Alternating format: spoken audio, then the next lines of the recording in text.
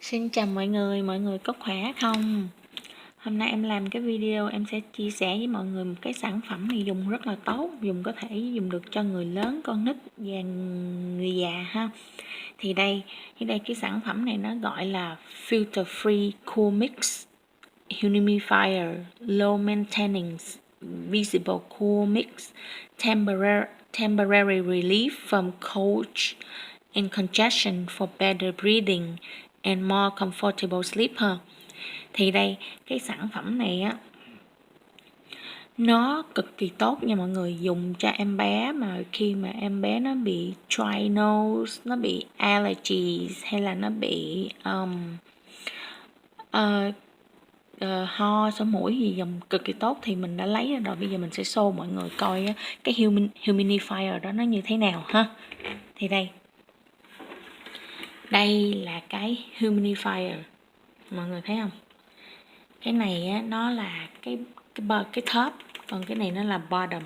Thì mình mua vậy, nó hai cái nó như vậy nè.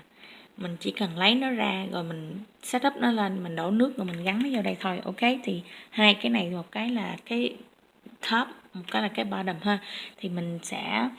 Thì mình sẽ một tí nữa mình sẽ giải thích và mình giúp cho mọi người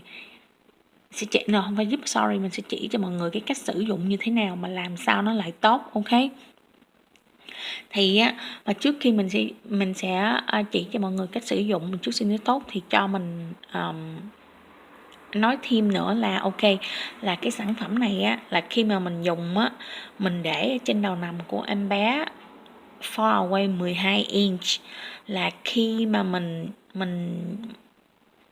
mình mua đó, vậy mình easy setup luôn mọi người, chỉ có mở ra là nó đã như vậy rồi, mình chỉ cần bỏ nó lên thôi. Mà đây là cái nút để mình tháo ra mình chế nước vô nha. Nhưng mà cái này nó là cool mix là chỉ dùng nước lạnh thôi, không có dùng được nước nóng, mà chỉ dùng được á cho người lớn, con nít và người già. Khi mà người bị bệnh á, buổi tối khi thường thì con nít á, chở trời thì nó hay bị ho, bị cảm, bị sổ mũi hoặc là bị allergy gì đó, thì mình cứ mua cái này nè, về cái mình bỏ vô trong cái phòng mình á, mà mình bỏ nó far away nha, là 12 inch nha.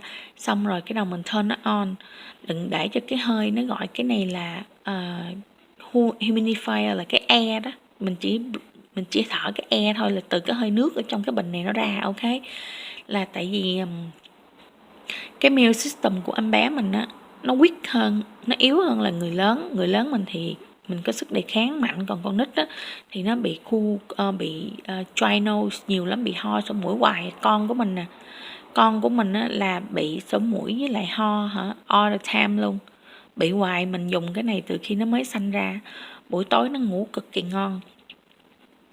Anh chị nào mà có con nhỏ đó mà bị bệnh, bị ho sổ mũi đó, mình nên dùng cái này.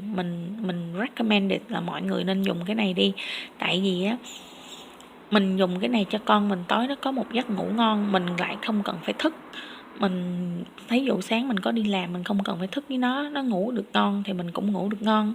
Còn nếu không nó cứ ho, nó thức, nó không ngủ được, mình cũng phải thức, mình lo cho nó.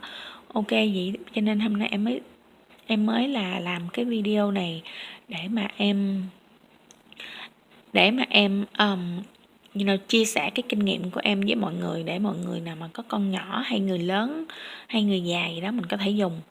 Ok, thì bây giờ em sẽ dẫn mọi người đi lại cái sink với em, để em chỉ mọi người cách dùng như thế nào khi mà mình mua cái sản phẩm này về mình xài ha. Thì mọi người hãy đi theo em tới cái sink để em sẽ chỉ cho mọi người. Ok, bỏ nó ra rồi ha, thì mình chỉ cần dùng nước mình đổ nó vô trong đây thôi. Ok, để mình lấy cái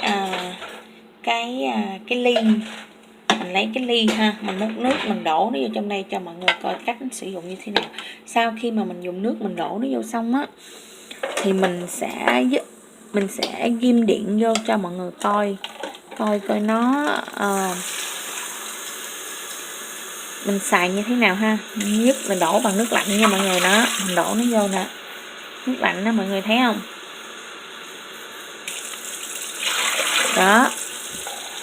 Người nên nhớ mình mua cái này nó có ở Walmart, Target nha, có hết á. Mọi người vô, mọi người nói là mình vô trong đó mình phải hỏi người ta, chứ thường thường người ta không biết đâu. Mình hỏi người ta là tôi muốn kiếm cái humidifier thì người ta sẽ chỉ cho mình, nhưng mà nó có rất là nhiều loại humidifier nha mọi người.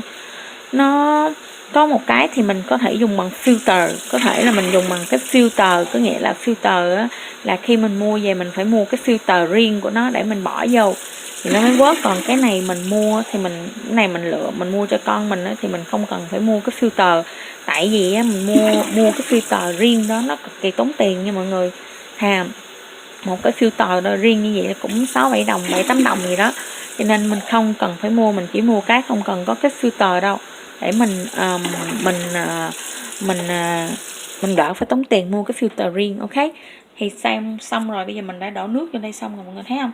Tùy mọi người nha, nếu mà mình đổ đầy cái này á, thì mình xài được nguyên một buổi tối whole night. Còn nếu mà mình chỉ đổ được nửa bình này thôi á, thì mình chỉ xài được có không tới nguyên buổi tối nữa là mình đã hết rồi.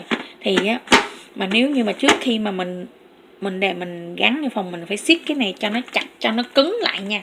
Thì khi mà mình úp lên trên cái này á, mình để nó lên trên cái này á, thì nó không có bị đổ ra ngoài, hoặc là đổ vô trong phòng, ướt phòng mình phải đi clean nữa, rất là mệt.